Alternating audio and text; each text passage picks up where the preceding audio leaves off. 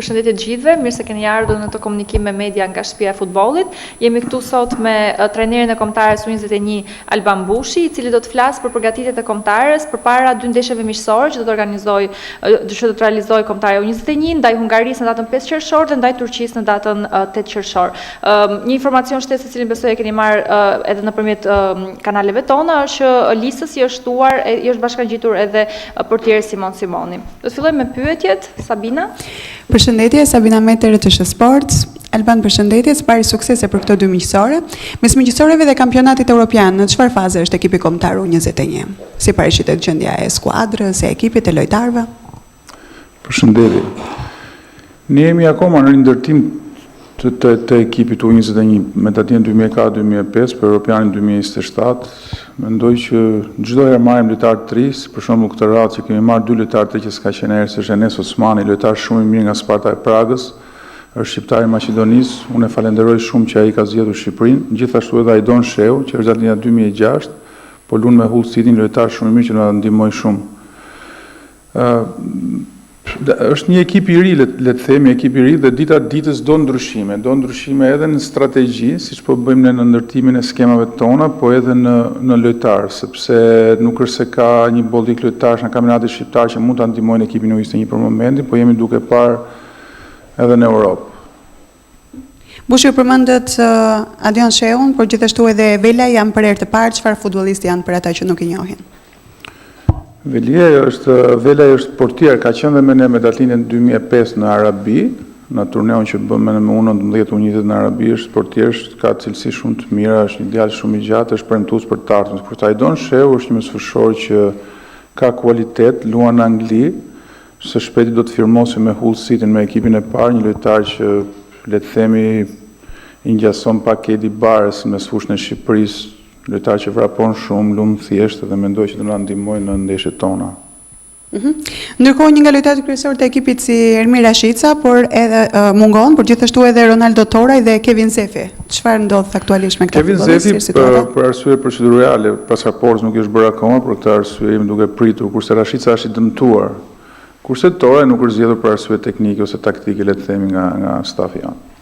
Keni dy miqësore, tashmë e para me Hungarinë dhe më pas me Turqinë. Ju vetë keni qenë një futbollist që keni luajtur aty, e njihni dhe mentalitetin e ekipeve turke. Ndërkohë, çfarë emocionesh janë që riktheheni përsëri dhe tashmë zhvilloni miqësore në drejtimin e një ekipi? Si janë emocionet? Turqia dhe Hungaria janë dy ekipe shumë të mira, me një nivel shumë të lartë. Le të themi Hungaria është një ekip që luan, është pragmatist, është kompakt, luan një skem 5-3-2, janë shumë fanatik. Kurse Turqia është më kreative, le të themi në stilin e saj të lojës. Të dyja janë të vështira, por ne do shkojmë përfitore.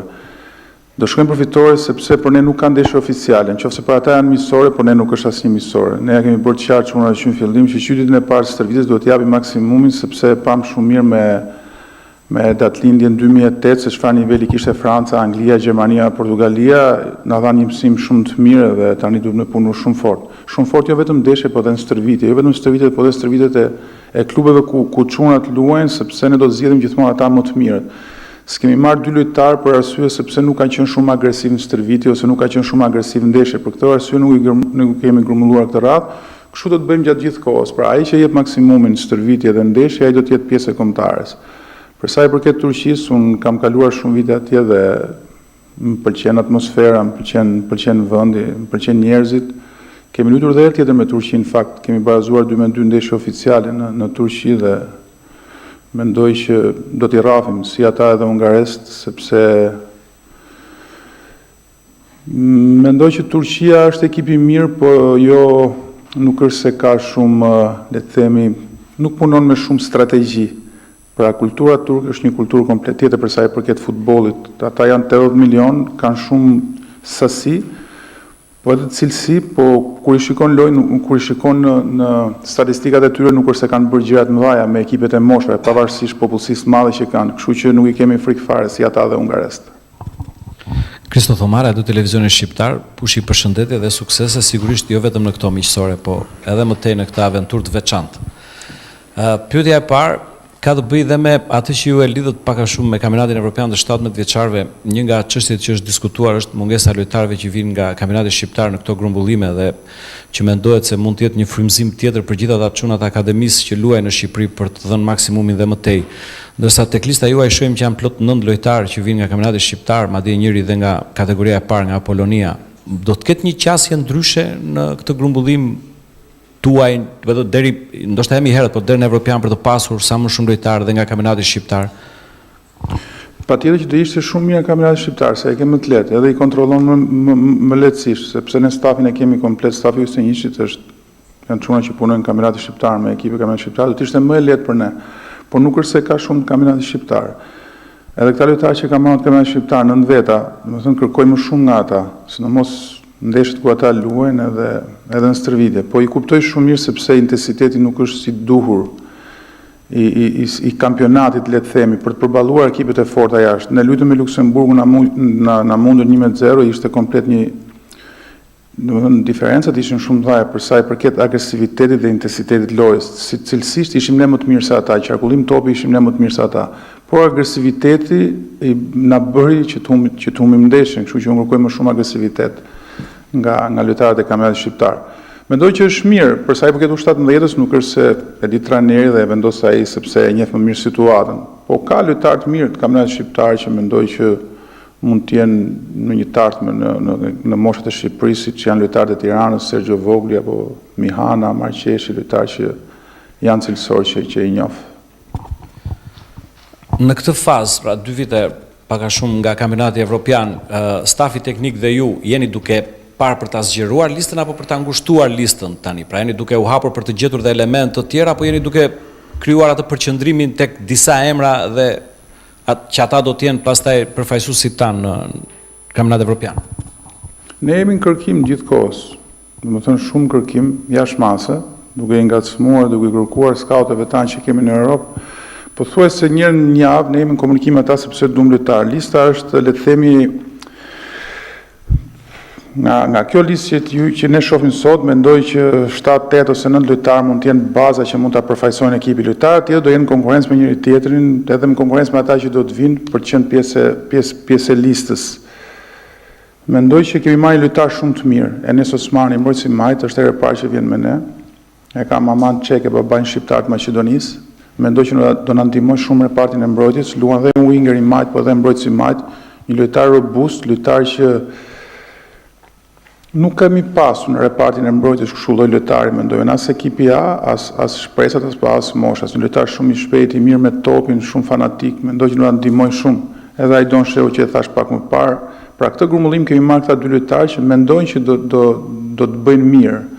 Edhe do jemi duke parë pastaj edhe në të ardhmen shtatorit, tetori, inshallah gjejmë diçka ndryshe. Dhe pyetja e fundit më lindi kur ju thatë që ne do shkojmë do ta mundim Turqinë. Dhe mua më kujtua Bushi lojtar që donte të fitonte çdo ndeshje, ndoshta edhe miqësore, ndoshta edhe në stërvitje. Dhe ndoshta është një Bushi që vazhdon me këto karakteristika personale. Si e transferoni ju tek lojtarët këtë grintën dhe dëshirën që të fitohet çdo duel dhe çdo ndeshje? Tani kjo është diçka, frymëzimi është natyrale dhe mendoj që e din shumë mirë ata që në momentin e parë që grumullojmë, në momentin e parë që bëjmë stërvitje, pra është agresiviteti, intensiteti, personaliteti që duhet kemi dhe vetbesimi për ta mund kundërshtarin, pavarësisht kush është kundërshtari përballë. Pra, me këtë filozofi ecën e gjithë stafi jonë në U21. Tani, ne jemi me këmbë tokë, le të themi, kur me ekipet më mëdha, po gjithsesi pse mos fitojmë. Pra, ne pam ekipin U17 që luajti kundra Francës, 35 minuta i bëri shumë të mira, ishin shumë kompakt.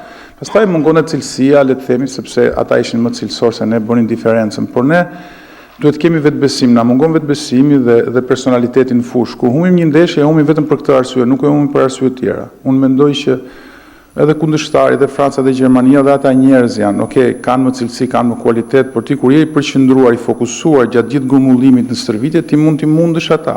Mund t'i mundësh sepse i kemi mundur, me thënë drejtën. Kemi mundur Hungarinë për 8 minuta, për 10 minuta i bëm 3 gola në Elbasan Arena, një ekip jashtëzakonisht i fortë. Kemi mundur Zvicrën, 2-1, një ekip jashtëzakonisht i fortë. Pra, ti mund t'i mundësh kundërshtarit.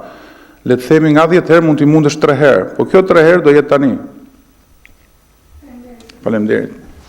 Faleminderit kjo ishte pyetja e fundit, faleminderit për pyetjet. Kombëtare U21 do të fillojë sot grumbullimin në Durrës edhe më pas në ditën e vazhdim do të udhtojë drejt Hungarisë ku do të përgatitet edhe për ndeshjen e parë miqësore.